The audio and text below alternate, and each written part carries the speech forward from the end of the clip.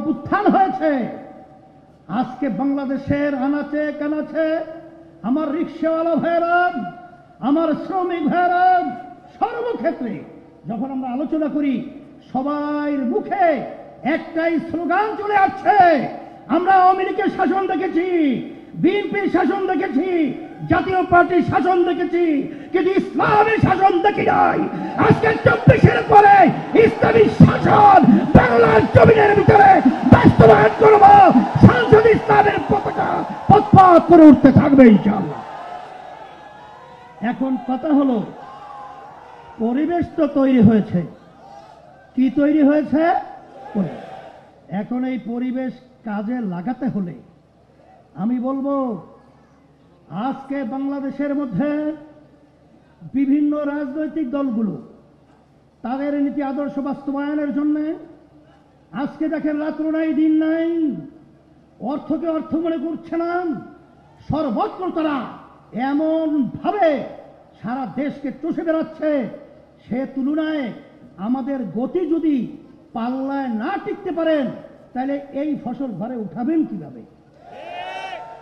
এই জন্য আমি সকলকে আহ্বান জানাবো, প্রশাসন সহ সর্বত্র যদি একটা কথা রয়েছে, ইসলামী আন্দোলন নেতাকর্মী এবং যারা সমর্থক রয়েছেন, মুহিব্বিন রয়েছেন এবং দেশপ্রেমিক যারা রয়েছেন, আমি সকলকে আহ্বান জানাবো, আজকে ক্ষেত্র তৈরি হয়েছে, এই ক্ষেত্রের ফসল ইসলামের পক্ষে আজকে যদি আমাদের উঠাতে হয় তাহলে আমাদের এই সময়কে একটা মুহূর্ত যেন আমরা অবহেলায় নষ্ট না করে আমার প্রতিটা ভাইয়ের কাছে, আমার মা বোনদের কাছে আমাদেরকে দাওয়াত পৌঁছাতে হবে যে এই নীতি আদর্শের মাধ্যমেই দুনিয়াতে শান্তি, আখেরাতে মুক্তি। সাথে সাথে আমি বলবো, আজকে বাংলাদেশের মধ্যে দেখেন আপনারা 53 বছর যেই পদ্ধতিতে নির্বাচন হয়েছে, সেই নির্বাচনের মাধ্যমে কি হলো? হাজার হাজার মায়ের কোল সন্তান হারা হলো। এরা ক্ষমতায় যাওয়ার পরে আমাদের দেশের টাকা বিদেশে পাচার করলো। আজকে আয়না ঘরের মতো আইয়ামে জাহিলিয়াতের ইতিহাসকে তারা হার মানালো। আজকে লক্ষ লক্ষ মানুষকে মিথ্যা কেসের মাধ্যমে সংসারগুলোকে ধ্বংস করলো। এর পরিবর্তনের জন্যই এবং প্রতিটা ভোটারের মূল্যায়নের জন্যই ইসলামী আন্দোলন বাংলাদেশ সহ অনেক রাজনৈতিক দল তারা কিন্তু জামাত ইসলাম সহ পিআর পদ্ধতির নির্বাচন দাবি করেছি। কিন্তু দুঃখের মধ্যে বলতে হয়, আজকে সরকার যেই জানের বিনিময়, যেই রক্তের বিনিময়, যেই চক্ষু হারানোর বিনিময় তারা আজকে দেশ পরিচালনা করছে, এই অন্তর্বর্তীকালীন সরকারের প্রধান তিনি কিন্তু বলেছিলেন, জাতির কাছে কমিটমেন্ট করেছিলেন যে আমাদের 3টা দায়িত্ব, একটা হলো সংস্কার, এরপরে দৃশ্যমান বিচার, এরপরে জাতীয় নির্বাচন। কিন্তু দুঃখের মধ্যে বলতে হয়, আমরা সেইভাবে সংস্কার দেখি নাই, দৃশ্যমান বিচারের অগ্রগতি দেখি নাই, কিন্তু নির্বাচন জাতীয় রোডম্যাপ আমরা দেখেছি। আমরা বলবো যে আপনারা জাতির সঙ্গে মনের আশা আকাঙ্ক্ষা পূরণ না করে আপনারা ক্ষমতায় থেকে আমাদেরকে হতাশ করেছেন।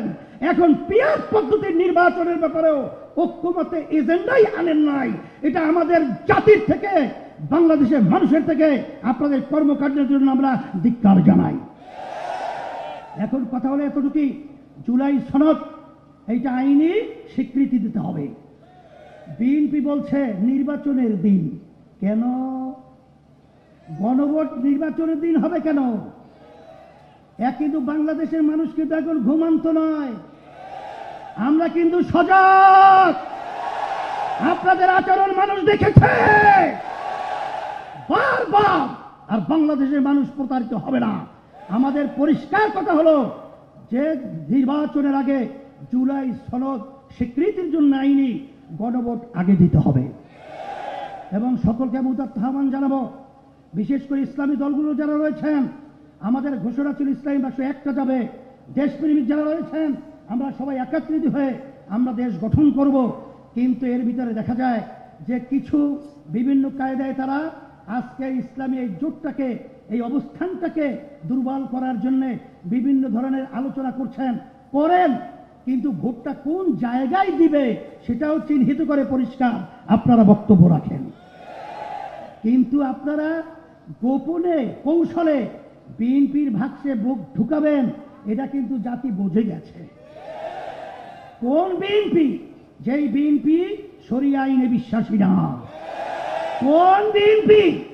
যেই বিএনপি বাংলাদেশের ইসলামপন্থাদের উত্থান নিয়ে তারা বিঘ্নিত, চিন্তিত। কোন বিএনপি? তারেক রহমান বলেছেন এই বাংলাদেশের মধ্যে মৌলবাদের অভয়ারণ্য হতে দেওয়া যায় না। এই বিএনপিকে আপনারা ক্ষমতায় নেওয়ার জন্য ভোট দিবেন না। আজকে ইসলামের পক্ষে, আজকে আপনারা সবাই বক্তব্যের মাধ্যমে এটা পরিষ্কার করবেন।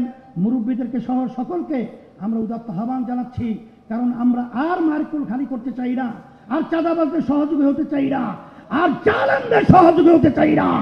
বাংলাদেশকে মুক্ত করতে হবে এবং বাংলাদেশের মধ্যে ইসলামের পতাকা আজকে সংসদের মধ্যে উড্ডীন করতে হবে। বাতিলকে বঙ্গোপসাগরে নিক্ষেপ করতে হবে ইনশাআল্লাহ।